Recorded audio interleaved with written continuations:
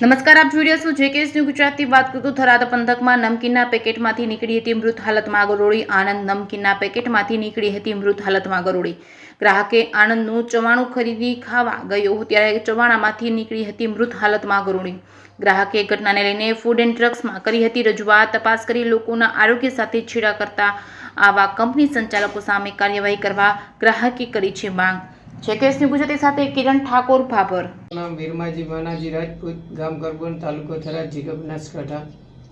મેં આજથી અંદાજે 10-15 દિવસ પહેલાં આનંદ નમકીન ચવાણો લાવ્યો હતો, 2 પેકેટ છોકરાઓને નાસ્તા માટે. તો તેનામાંથી 2-3 દિવસ નાસ્તો કરી છોકરાએ અને ઝાડા ઉલટી જેવું લાગતા મેં પેકેટની તપાસ કરતાં જોયું કે ડેટ બહારનો નથી ને.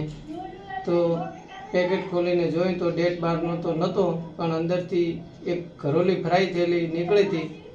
અને તેની અમે જે દુકાન માલિકને રજૂઆત કરતાં દુકાન માલિકને કીધું કે પેકેટમાંથી ઘરોલી નીકળી છે. તો તેમણે કીધું કે અમે તો શું કરીએ, કંપનીને તમે જાણ કરો. મેં કંપનીનો નંબર આપ્યો અને કંપનીને જાણ કરતાં કંપનીવાળાએ અમને કીધું કે અમારામાં આવું હોય જ નહીં, તમે કાંઈક કર્યું હોય તો તમે જાણો.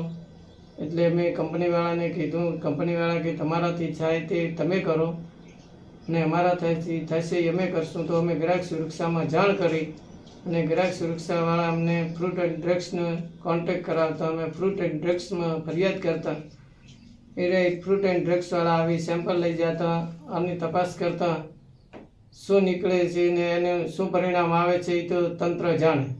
અને આનો કાયદેસરનો અમને ન્યાય મળવો જોઈએ એવી અમારી અપેક્ષા છે તંત્ર પાસે.